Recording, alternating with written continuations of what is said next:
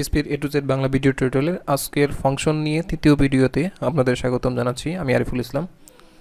আজকে আমরা দেখব কিভাবে আমরা পিএইচপি ফাংশনে প্যারামিটার, আর্গুমেন্ট এবং রিটার্ন টাইপ নিয়ে কাজ করতে পারি। তো প্রথমেই টেস্ট করার জন্য আমরা একটি ফাংশন ডিফাইন করে নিচ্ছি। ফাংশন কিওয়ার্ড হ্যালো ফাংশন নামে একটি ফাংশন আমি এখানে ডিফাইন করে নিলাম।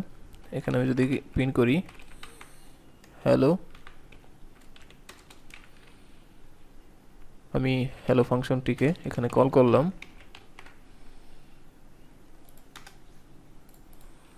দেখেন এখানে হ্যালো চলে আসছে। পরবর্তীতে আমি চাচ্ছি এখান থেকে এমন কিছু ডাটা আমি পাঠাবো এই ফাংশনের ভিতরে, সেটা নিয়ে এটা হ্যালোর পরে বসে আমাকে সুন্দর একটি সেন্টেন্স প্রদান করবে। তো আমি চাচ্ছি এখান থেকে হ্যালো ওয়ার্ল্ডটা প্রিন্ট পাঠাতে, এখান থেকে সেন্ড করতে, এবং পরবর্তীতে হ্যালোর সাথে মিলিয়ে হ্যালো ওয়ান প্রিন্ট করতে, এবং ওয়ার্ল্ডটা ডাইনামিকলি পরবর্তীতে চেঞ্জ হতেও পারে। আমরা চাচ্ছি এখানে হ্যালো ওয়ার্ল্ডটা পাঠানোর পরে এখানে আমি এখানটি একটা টেক্সট নামে একটা ভেরিয়েবল নিলাম। এরপরে স্পেস দিয়ে আমি যদি টেক্সটকে ডাইনামিক করে দেই তাহলে আমরা দেখতে পারবো এখানে হ্যালো ওয়ার্ল্ড চলে আসছে। এখন দেখেন আমি এইখানে ফাংশনটিতে যেটা সেন্ড করলাম সেটা হলো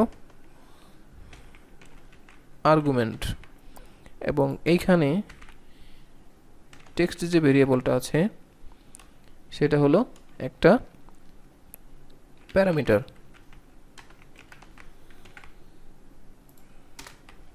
তো আশা করি আপনারা বুঝতে পারছেন।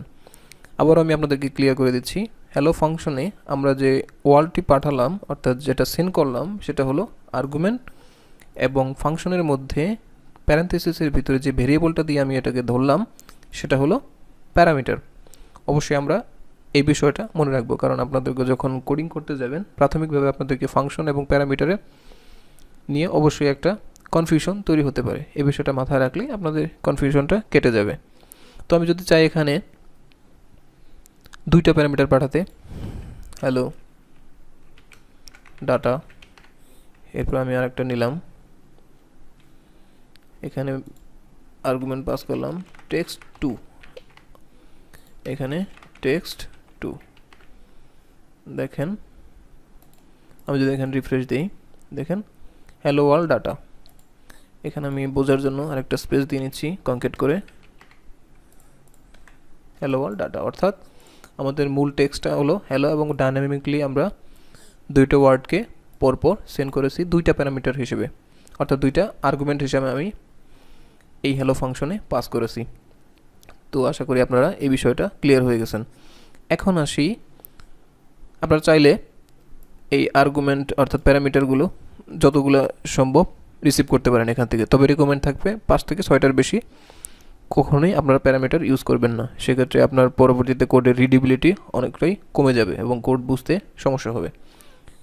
চেষ্টা করবেন অবশ্যই কোডের প্যারামিটারগুলো অর্থাৎ ফাংশনের প্যারামিটারগুলো 4টা থেকে 5টার মধ্যে রাখতে, এর বেশি না অবশ্যই। এখন আমি আসি, এগুলো আমি কমেন্ট করে অথবা এগুলো তুলে দিচ্ছি। ডাটা এখানে আমি 5 পাঠালাম, পাঠানোর পর আমি যদি ডাটা প্রিন্ট করি, দেখেন এখানে 5 চলে আসছে। এখন আমি চাচ্ছি এই ফাংশনের যে আমরা ডাটা রিসিভ করব আর প্যারামিটারে আর্গুমেন্ট যখন পাস করার সময়, সেটা যদি আমি ফিক্সড টাইপ ডাটাই আমি রিসিভ করব, অন্য কোনো ডাটা আমি এখানে রিসিভ করব না। আমি এখানে বলে দিলাম যে আমি এই ফাংশনে প্রথম যে প্যারামিটারটা সেটা আমি ইন্টিজার রিসিভ করব। দেখেন এটা কোনো ইরর দিচ্ছে না, আমি কারণ এখানে ইন্টিজার এখানে সেন্ড করেছি। আমি যদি এখানে স্ট্রিং প্রিন্ট করি অর্থাৎ স্ট্রিং পাস করি তাহলে আমরা একটি ইরর দেখতে পারবো, কেননা আমরা হ্যালো ফাংশনের যে প্রথম প্যারামিটারটা সেটা ইন্টিজার ডিফাইন করেছি, কিন্তু আমরা এখানে পাঠাচ্ছি একটা স্ট্রিং অর্থাৎ টেক্সট পাঠানোর কারণে এখানে আমাদের একটা আনকোড টাইপ ইরর ফ্যাটাল একটা জেনারেট করেছে। তো আমরা এখন আসি ফাংশনে রিটার্ন টাইপ নিয়ে, অর্থাৎ আমরা যে ফাংশনটি ডিফাইন করেছি এটার আমি ভিতরে প্রিন্ট করেছি, কিন্তু কোনো ডাটা আমরা রিটার্ন করিনি। এটা যদি আমরা কোনো ডাটা রিটার্ন করতে চাই, তাহলে এখানে যদি আমি এখানে ভেরিয়েবল নেই x ইকুয়াল টু ডাটা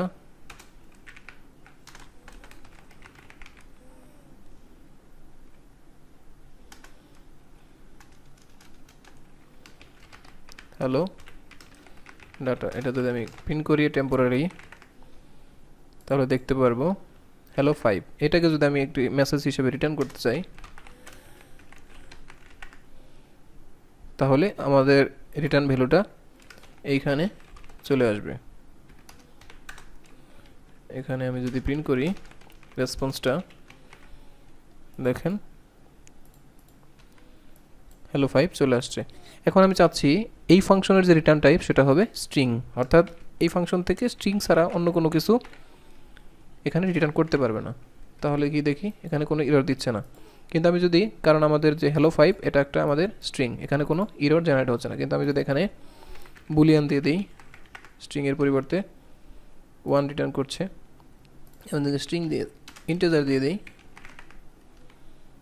দেখেন এখানে একটা আনকোড ফ্যাটাল এরর জেনারেট করেছে। কেননা আমাদের ফাংশনটি হ্যালো 5 জেনারেট করতেছে, অর্থাৎ হ্যালো 5 প্রিন্ট করতেছে, যেটা একটি ইন্টিজার নয়, এজন্যই এখানে একটি ফ্যাটাল এরর চলে আসছে। এইভাবে আপনারা আস্তে আস্তে প্র্যাকটিস করতে থাকবেন রিটার্ন টাইপ, ফাংশনের আর্গুমেন্ট এবং প্যারামিটার নিয়ে। আশা করি আপনারা এই বিষয়গুলো নিয়ে ক্লিয়ার হয়ে যাবেন। তো আজকের ভিডিও এ পর্যন্তই। পরবর্তী ফাংশন রিলেটেড ভিডিও আমরা আরও করব, সে ভিডিওগুলো দেখার আমন্ত্রণ জানিয়ে শেষ করছি। ধন্যবাদ।